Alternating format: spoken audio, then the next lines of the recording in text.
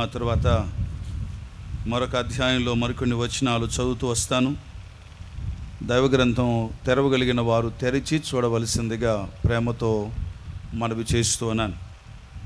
కొరింథీలో ఉన్న దేవుని సంఘమునకు అనగా క్రీస్తు యేసునందు పరిశుద్ధ పరచబడిన వారై పరిశుద్ధులుగా ఉండుటకు పిలువబడిన వారికిని మనకును ప్రభువుగా ఉన్న మన ప్రభు అయిన యేసుక్రీస్తు నామమున ప్రతి స్థలంలో ప్రార్థించు వారందరికీ శుభమని చెప్పి వ్రాయున్నది. చిన్న మాట ప్రార్థన చేస్తాను నేను కూడా, దయచేసి తల వంచండి. దయగల మా తండ్రి, పరిశుద్ధుడు అయిన దేవా, మీకు స్తోత్రం. మేము మీ వారము, మీరు మా దేవుడవు. ఏ మనుషుడు ఏ విధము చేతనైనడు ఇక్కడ ఘనపరచబడకూడదు. అదే ప్రార్థన ఆరంభ దినాల నుండి చేస్తూనే వచ్చాం. వాతావరణం మీ చేతిలో ఉంది, అది నమ్ముతూ ఉన్నాం. మీరే మాకు అనుకూలతనిస్తారని నిరీక్షణతో మిమ్మల్ని స్తుతిస్తున్నాం. చదవబడిన మాటలు, చదవబోయే మాటలు కూడా దీవించుమని ప్రభు అయిన యేసుక్రీస్తు నామమున స్తోత్రించి ప్రార్థించి వేడుకొనుచున్నాము తండ్రి, ఆమేన్. ప్రభునందు ప్రియులారా, మనము ఉదయకాలమున మొదటి సందేశంలో దేవుని మాటలను మనము ఈ భాగము నుండి వింటూ వచ్చాం. దేవుడు తన మహాకృప చేత గ్రంథంలో రాయించిన ప్రతి మాట కూడా మన క్షేమం కొరకే కదా. ఆ మాటకొస్తే బైబిల్ అంతా మన కోసమే రాయబడి ఉంది. ఏ చిన్న అక్షరం కూడా ఎవరికో అనుకోకుండా ఇంతవరకు కూడా దేవుని దాస్యం ద్వారా విన్నాం. అది నా కోసమే. కొన్నిసార్లు కొన్ని సందేశాలు వింటూ ఉండగా అది ఎవరికో అన్నట్టుగా వేరే వారు జ్ఞాపకం వస్తారు. అది అంత క్షేమకరమైన అలవాటు కాదు. అలాగైతే మనం ఉదయకాలం చెప్పుకున్న ఆ మాటల్లో ఒక్క మాట మాత్రం తోడు చేసి నేను ముగిస్తాను. దేవుని పిల్లలమైన మనం పరిశుద్ధత కలిగి జీవించాలి. యేసుక్రీస్తు వారి రక్తం చేత కడగబడింది ఖాయమే. యేసు రక్తము ప్రతి పాపము నుండి మనలను పవిత్రులుగా చేయును అని రాయబడి ఉంది. అది రాయబడడం మాత్రమే కాదు, మనం అనుభవించాం. మనలో అనేక మంది పవిత్రులుగా చేయబడిన వారం. యేసుక్రీస్తు వారి ద్వారా ఆ ఉన్నతమైన పరిశుద్ధతను మనం పొందాం. మనం పొందటానికి అర్హులం కాదు, క్రీస్తు ద్వారా అది దొరికింది. ఇంకో విషయం ఏంటంటే ఆశ్చర్యం, మనం ఈ పరిశుద్ధతను పొందకముందే జగత్తు పునాది వేయబడక మునిపి ఆయన మదిలో మనసులో ఉన్నామన్నది గొప్ప సంగతి కాదంటారా? ఉదాహరణకు గత రాత్రి కొందరు తీర్మానం చేశారు. అలాగో సువార్త సభల్లో కొందరు తీర్మానం చేస్తారు. వ్యక్తిగతంగా చెబుతున్నప్పుడు కొందరు రక్షణ పొందుతారు. ఆ సమయంలో మనం ప్రభువును స్తుతిస్తాం, పరలోకం కూడా ఆనందిస్తుంది. అయితే అంతటితో ఆగక కొంత లోతుకు వెళ్ళి కొంత దీర్ఘంగా మనం ఆలోచన చేస్తే ఒక సంగతి మనకు అర్థమవుతుంది. ఆ రోజు ఆ వ్యక్తి ప్రభు నమ్ముతాడు అన్నది ఎప్పుడు నిర్ణయించబడింది? జగత్తు పునాది వేయబడక మునిపే నిర్ణయించబడింది. మనలో దేవునికి ఉన్న ఎన్నిక ప్రణాళిక ఎంత గొప్పదో చూడండి. అందుకే ప్రభువును ఆరాధించేటప్పుడు ఆయన మనల్ని ఎన్నుకున్న విధానం, ఏర్పాటు చేసుకున్న విధానాన్ని ఎన్నడూ కూడా నిర్లక్ష్యం చేయకూడదు. అది గుర్తు చేసుకుంటే మన ఆరాధనలు అర్థవంతంగా ఉంటాయి, దీవెనకరంగా ఉంటాయి, మధురంగా ఉంటాయి, సంతోషంగా ఉంటాయి. మన ఆరాధన సమయం ఒక ఎంతో గొప్ప సమయంగా ఉంటుంది. సరే, మంచిది. దేవుడు మనల్ని ఏర్పాటు చేసుకున్నారు. కొరింథీలో ఉన్న సంఘం అంటే ఇదిగో పలానా కులం కాదు, పలానా జాతి వారు కాదు. కొరింథీలో ఉన్న సంఘం అంటే ఏమిటంటే 2 మాటలు ఇక్కడ రాయబడ్డాయి. యేసుక్రీస్తు ద్వారా పరిశుద్ధపరచబడిన వారు, ఇది మొదటి భాగం. రెండవది పరిశుద్ధులుగా ఉన్నవారు. ఇక రెండవ భాగములో చాలామంది ఫెయిల్ అయిపోతున్నారు. రక్షించబడడం వలన ఆయన రక్తం చేత పరిశుద్ధపరచబడింది ఖాయమే. ఇప్పుడు మీకు మైక్ ఇచ్చి ఒక్కొక్కరికి మీరు ఎప్పుడు ప్రభువు నమ్మారో చెప్పమంటే దరిదాపు గుర్తు చేసుకోవడానికి ప్రయత్నం చేస్తాం. నేనైతే 81లో ప్రభువు నమ్ముకున్నాను. బోయలకుంట్ల అనే ఊరిలో ఆ ప్రభువును సొంత రక్షకుడిగా అంగీకరించాను. ఆవుక్ జోసెఫ్ గారు సువార్త చెబుతూ ఉండగా ఆ రోజు నేను పరిశుద్ధపరచబడ్డాను. ఓకే, అందులో ఏమాత్రం అనుమానం లేదు. పరిశుద్ధపరచబడడం అన్నది కొన్ని దినాల, కొన్ని వారాల, కొన్ని సంవత్సరాల కార్యం కాదు. పరిశుద్ధపరచబడడం అన్నది అది ఒకేసారి జరుగుతుంది. ప్రభు దగ్గరికి వస్తే మన పాపాలు ఇన్స్టాల్మెంట్లో ఆయన తీసివేయాడు. ఈ నెల కొన్ని పాపాలు, వచ్చే నెల కొన్ని పాపాలు అని ఇన్స్టాల్మెంట్ బిజినెస్ ఏం లేదు ఆయనకు. ఒక్కసారి ఒక పాపి ప్రభు దగ్గరికి వస్తే ఆయన వెంటనే పాపాలన్నీ కడిగి వేస్తాడు, శుద్ధిపరుస్తాడు. అది ఒకేసారి జరుగుతుంది. అయితే ప్రియులారా, ఆ తర్వాత ఉంది అసలైన సంగతి ఏంటంటే, ఆయన ఇచ్చిన పరిశుద్ధతను మనం అంతవరకు కాపాడుకుంటూ ఉండాలి. ఎంతవరకు? ఇది అనుదిన చర్య, ఒక రోజులో అయిపోయేది కాదు. నేను కాపాడుకున్నా అంటే నిన్న కాపాడుకున్నావు, సంతోషమే, ఈరోజు కాపాడుకోవాలి. ఈరోజు కాపాడుకున్నాం పరిశుద్ధతను, రేపు కాపాడుకోవాలి. పరిశుద్ధతను కాపాడుకోవడంలో మనకెంతో పోరాటముతో కూడిన సంగతే అయినా దేవుడు కృప చూపుతాడు. ఎందుకు పరిశుద్ధతను కాపాడుకోవాలో ఉదయకాలం 3 కారణాలు చూసా. రక్షించిన దేవుడు పరిశుద్ధుడు. నేను పరిశుద్ధునై ఉన్న ప్రకారం మీరును పరిశుద్ధులై ఉండండి అని ఉండింటే కొంచెం మనకు అనుకూలత దొరికేది. అలాగూ చెప్పలేదు దేవుడు. నేను పరిశుద్ధులై ఉన్న ప్రకారం మీరును పరిశుద్ధులై ఉండండి అని చెప్పింటే మనం సామాన్యులమా, మహాజ్ఞానవంతులం, ఇదిగో దీంట్లో కాదు అనుకునేవారు. కానీ ప్రభు అలాగ వదిలిపెట్టలేదు. మనకు అవకాశమే లేదు. అక్కడ ప్రభు ఏమన్నాడు? నేను పరిశుద్ధులై ఉన్న ప్రకారం మీరును, నెక్స్ట్ మాట చెప్తారా, సమస్త ప్రవర్తన యందు పరిశుద్ధులై ఉండండి అన్నాడు.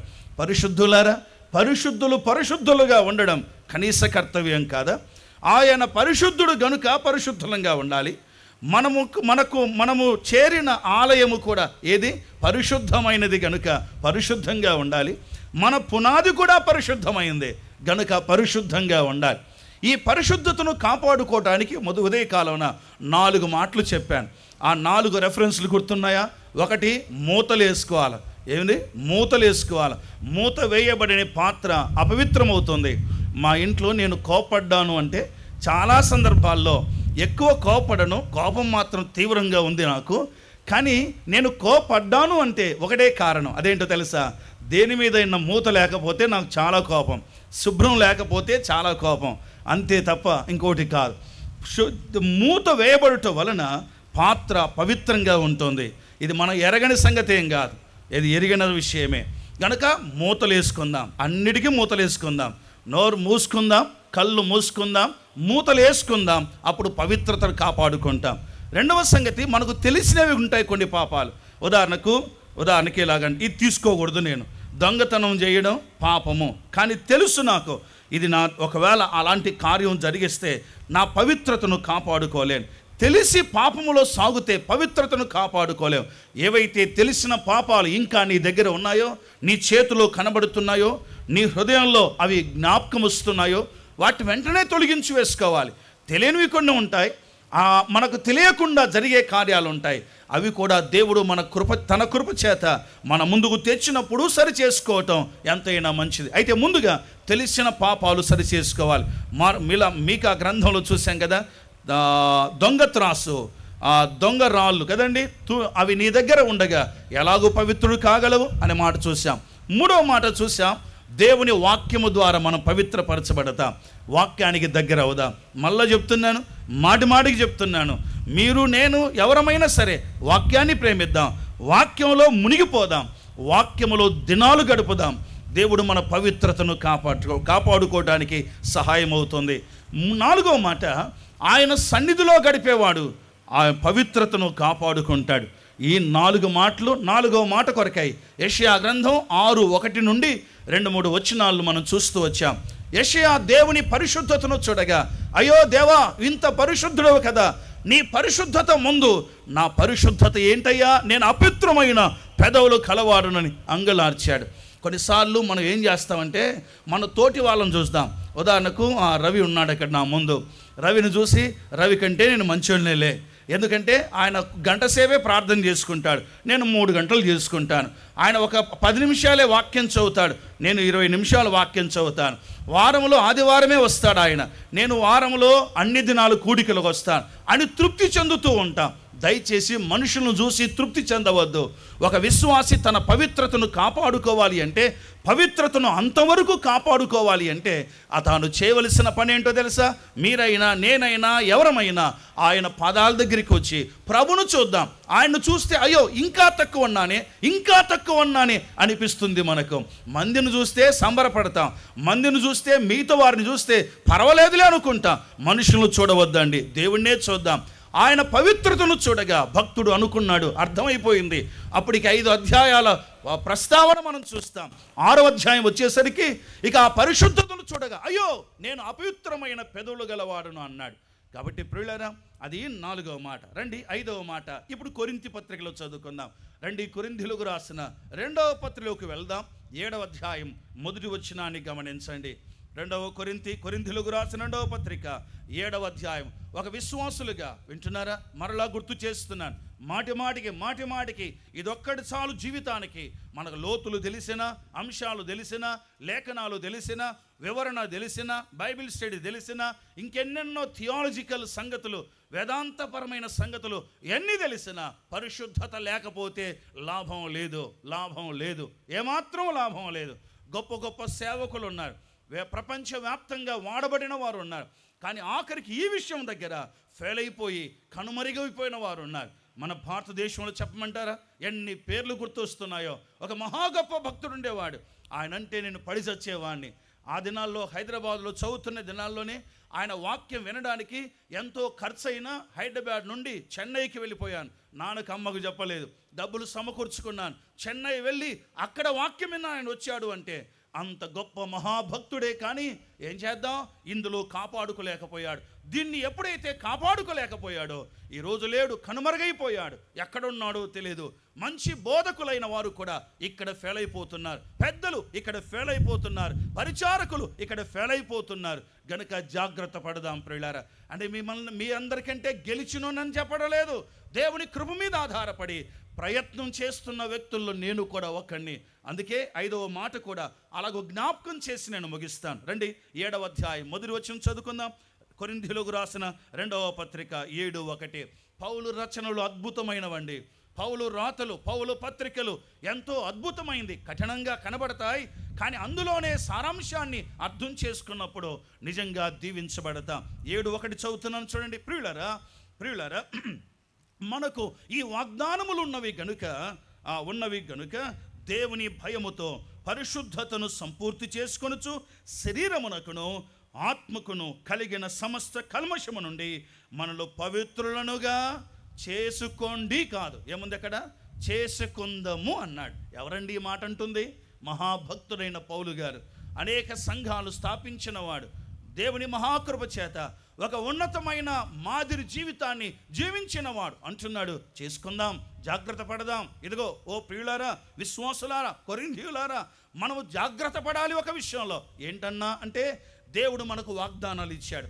వాగ్దానాలు ఇచ్చిన దేవుడు నమ్మదగినవాడు, అందులో ఢోకా లేదు, అనుమానం లేదు. కానీ ఒక మాట, ఆ వాగ్దానాలు మనకున్నాయి గనుక మనం మన పవిత్రతను, పరిశుద్ధతను భయముతో కాపాడుకుందాం. 5వ మాట దేవుని భయం. 1వది మూతలు ఉండాలి, 2వది తెలిసిన పాపాన్ని దూరం చేసుకోవాలి, 3వది వాక్యము సమీపించాలి, 4వది దేవుని సన్నిధిలో ఉండాలి, 5వది దేవుని భయము కలిగి ఉండాలి. ఉందంటారా? దేవుడు అంటే ఎంతమందికి భయం అంటే మీలో చాలా మంది చేతులు ఎత్తుతారు, నాకు తెలుసు. దేవుడు అంటే భయమే, కానీ ఆ దైవ భయము పరిశుద్ధతను జాగ్రత్త పరుచుకోవడానికి సహాయకరంగా ఉందా? దేవునికి భయపడేవాడు పరిశుద్ధతను జాగ్రత్తగా కాపాడుకుంటాడు. బైబిల్ గ్రంథంలో అలా కాపాడుకున్న భక్తులు ఉన్నారు, జాగ్రత్త పడిన వారు ఉన్నారు. ఎందుకో తెలుసా? పరిశుద్ధత విషయంలో దేవుడు రాజీ పడడండి. దేవుడు రాజీ పడడు. ఉదయకాలం ఒక సంగతిని జ్ఞాపకం చేశాను. ఆయన ఆలయం పరిశుద్ధమైంది.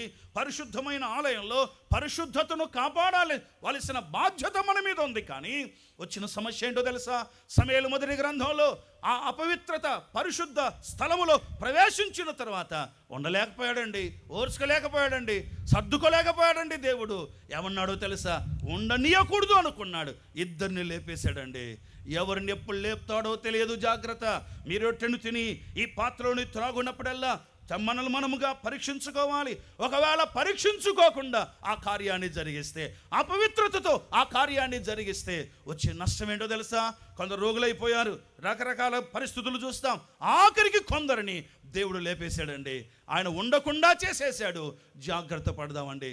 దేవుని కరుణ వాత్సల్యత, దేవుని యొక్క కృప, దేవుని యొక్క దయ, దేవుని యొక్క వాత్సల్యత ఈ రోజు వరకు కూడా మనం వెంబడిస్తుంది. ఎందుకో తెలుసా? సరిచేయబడతామేమో అని, బాగు చేసుకుంటామేమో అని, పరిశుద్ధతను కాపాడుకుంటామేమో అని దేవుడు తన మహాకృప చేత మనల్ని వెంటాడుతున్నాడు. కనికరగల దేవుడు. ఆయన కృపను నిర్లక్ష్యము చేయవద్దు ప్రియులారా. ఒక మాట చెప్పనా? రోమాపత్రిక 6:1 చూడండి, ఏముంది అక్కడ? అలాగైనా ఏమందుము, రోమా 6:1 ఇలాగూ రాయబడి ఉంది. అలాగైనా ఏమందుము, కృప విస్తరింపవలని పాపమందు నిలిచి ఉందమా, అట్లన రాదు. నేను నిదానంగా చెప్తాను ఈ వచనాన్ని. రోమాపత్రిక 6:1 అలాగైనా ఏమందుము, కృప విస్తరింపవలనని పాపమందు నిలిచిందమా, అట్లన రాదు. పాపం విషయమై చనిపోయిన మనము ఇక మీదట ఎలాగూ దానిలో జీవింతము. సత్యవరనైనా పాపానికి సచ్చిన వారం, అపవిత్రతకు సచ్చిన వారం గనుక మనం జాగ్రత్తగా ఉండవలసింది. దైవ భయం, ఒక మాట చెబుతూ వచ్చాను కదా, దేవుని మందిరంలో దేవుని పిల్లల పరిశుద్ధత లేకపోతే, పవిత్రత లేకపోతే ఆయన కోపగించే విధానం ఆశ్చర్యకరమైంది. సమయల గ్రంథంలో ఇద్దరిని లేపేశాడు. మనం మత్తయి సువార్తలో, యోహాను సువార్తలోనికి వస్తే దేవుని మందిరం అపవిత్రంగా కనబడింది ప్రభువారికి. ఆయన ఇంకా సిలువలో విరలాడలేదు ఆ సమయానికి. ఈ లోకంలో 33.5 సంవత్సరాలు జీవించిన కాలంలో, ఆయన ఈ లోకంలో ఉన్న సమయంలో ఆయన దేవాలయములోనికి వెళ్ళాడు. వెళ్ళగా దేవాలయములో వ్యాపారం కనబడుతుంది. దేవుని ఇల్లు వ్యాపార బిల్లులుగా చేశాడు. పరిశుద్ధ స్థలములు, పరిశుద్ధత, ప్రార్థన, పాటలు ఇలా ఉండాల్సిన, బలులు ఉండాల్సిన సమయంలో దానికి బదులుగా వ్యాపారం ఉంది. ఓర్చుకోలేకపోయాడండి. హృదయంలో వేదన కలిగింది. దేవుని ఇంటిని కూర్చున్న ఆసక్తి పెరిగింది.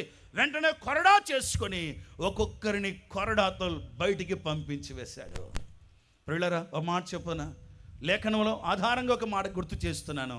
ఆయన కొరడా తీసుకోకముందే, ఆయన చంపదలిచెను అని ఒప్నే ఫినెహాసును గుర్చి రాయబడిన చూడండి. అలాంటి నిర్ణయం నిన్ను బట్టి, నన్ను బట్టి ఆయన చేసుకొనకముందే సరి చేసుకుందాం. ఇంకా చాలు.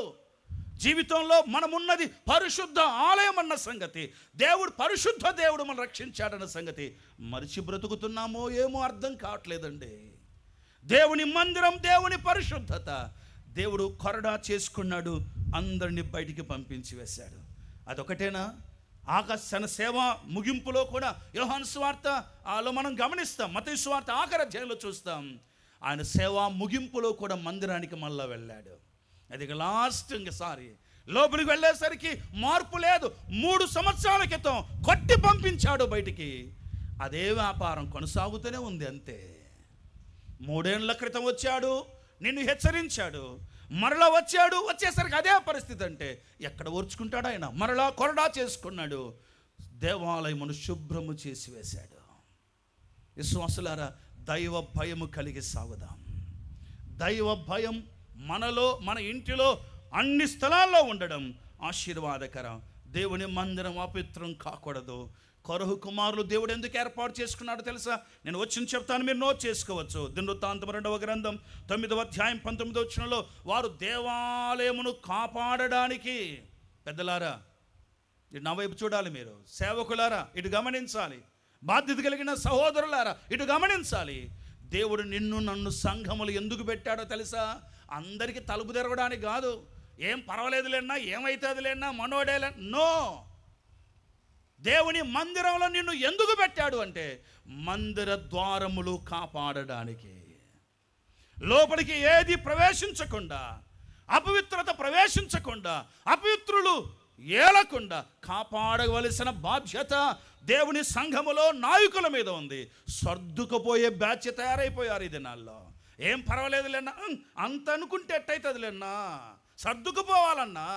ఏమన్నా నీకంత దయనా? దేవుని కంటే ఎక్కువ దయనా? ఉన్నది ఉన్నట్టుగా మాట్లాడడం అవసరం లేదా?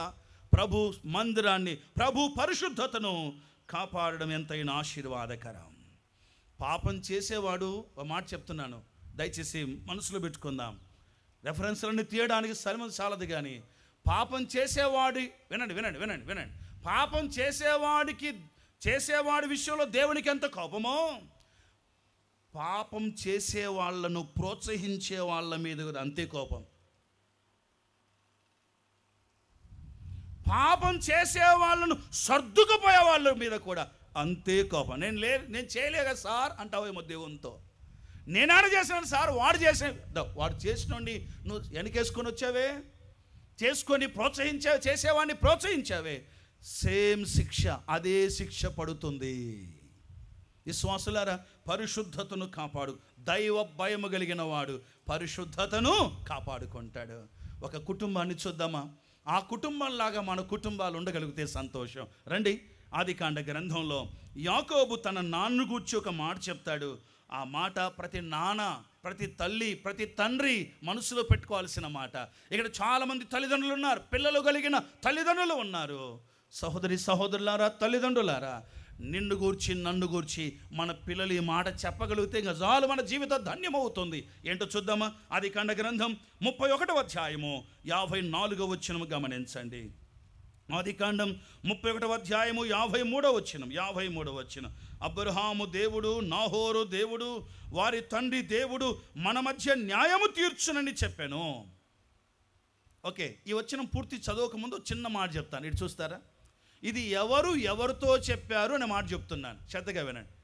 యాకోబు వాళ్ళ మామ అయిన పేరు చెప్తారా? లాబానుతో చెబుతున్న మాట ఈ మాట. ఓకేనా? యాకోబు అల్లుడు మామతో చెబుతున్న మాట. మామ దగ్గర నుంచి బయలుదేరి వచ్చిన తర్వాత చెప్పకుండా వచ్చాడు. ఆ తర్వాత యాకోబు నువ్వు లాబాను కలుసుకున్నాడు. వారిద్దరి మధ్య అవగాహన, వారిద్దరి మధ్య ఒక నిబంధన జరిగింది. ఆ నిబంధనకు చెబుతూ ఇలాగన్నాడు. ఇప్పుడు చదువుతాను చూడండి. 53వ వచనంలో అబ్రహాము దేవుడు, నాహోరు దేవుడు వారి తండ్రి దేవుడు మన మధ్య న్యాయము తీర్చునని చెప్పాను. అప్పుడు యాకోబు, చూడండి బైబిల్ చూడండి, అప్పుడు యాకోబు తన తండ్రి అయిన ఇస్సాకు భయపడిన దేవుని తోడని ప్రమాణము చేసెను. ఇది నాకు ఎట్లా అర్థమైందో తెలుసా? చదువుతుండగా యాకోబు వాళ్ళ మామతో, చూడండి, మామ చెయ్యి ఇది అనుకుంటాం, యాకోబు చెయ్యి ఇది అనుకోండి, చేతిలో చెయ్యి వేసి, మామా ఈరోజు నీతో ప్రమాణం చేస్తున్నాను మామ, నిబంధన చేస్తున్నాను. ఏ పేరట తెలుసా? మా నాన్న భయపడే దేవుడు ఉన్నాడు, ఆ దేవుని పేరట ప్రమాణం చేస్తున్నా. అంటే కొడుక్కి ఏమర్థమైంది? నాన్న ఎవరికి భయపడేవాడని అర్థమైంది, దేవునికి భయపడేవాడని అర్థమైంది. తండ్రులారా, తల్లులారా, మన పిల్లలకు ఏం అర్థం కావాలో తెలుసా? వీరు దేవునికి మా నాన్న దేవునికి భయపడేవాడు, మా అమ్మ దేవునికి భయపడుతుంది, మా ఇంటి వారు దేవునికి భయపడేవారు, మా నాన్న దేవునికి భయపడేవాడు అని యాకోబు గుర్తించాడు గనక అంటున్నాడు, మా నాన్న భయపడే దేవుడైన యెహోవా పేరట నీతో ప్రమాణం చేస్తున్నాను అన్నాడండి. ఎంత మంచి కుటుంబం అండి. ఇస్సాకు పిల్లలకు అర్థమైంది. ఏమర్థమైంది? మా నాన్న కోపడతాడు, ఓకే కావచ్చు, మా నాన్న ఇలాగంటాడు అలాగంటాడు, ఓకే అవన్నీ ఉండవచ్చేమో, కానీ అంతకంటే ముఖ్యమైనది ఏం తెలుసా? మా నాన్న దేవునికి భయపడేవాడు. చెప్పండి, మా నాన్న దేవునికి భయపడే, అదొక్కడు చాలండి. పిల్లలకు మీరు కోట్ల రూపాయలు, లక్షల రూపాయలు మీరు సమకూర్చకపోయినా దిగులు పడవద్దండి. మనకంటే బాగా చదువుకుంటారు, మనకంటే బాగా సంపాదించుకుంటారు వారు. పిల్లలకు నీవైనా నేనైనా తల్లిదండ్రులుగా మనం సమకూర్చవలసింది ఏంటో తెలుసా? దేవుని భయము సమకూరిస్తే చాలు, వారిలో దేవుని భయము పుట్టించగలిగితే చాలు. దేవునికి స్తోత్రం. ఈ సందర్భంగా ఏదో ఘనత కోసం కాదు, కానీ ప్రభు మహిమ కోసం మాట చెప్పాలి. మా తల్లి మమ్మల్ని అలాగే పెంచింది. అస్సలు అమ్మ సామాన్యురాలు కాదు. ఎంత ప్రశ్నించేదో, ఆఖరికి చనిపోయే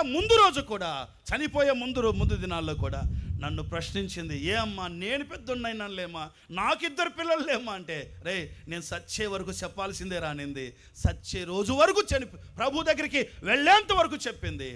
ఎప్పటికైనా తల్లిదండ్రులు అలాగుండడం క్షేమకరం. ప్రియులారా, కొరింథీ సంఘముతో పౌలు చెప్తున్నమాట, ఓ కొరింథీయులారా, దుర్మార్గమైన స్థలములో ఉన్నారు, వ్యభిచారాలు జరుగుతున్న స్థలంలో ఉన్నారు, జారత్వాలు జరుగుతున్న స్థలములో ఉన్నారు, అన్యాయం జరుగుతున్న స్థలములో ఉన్నారు.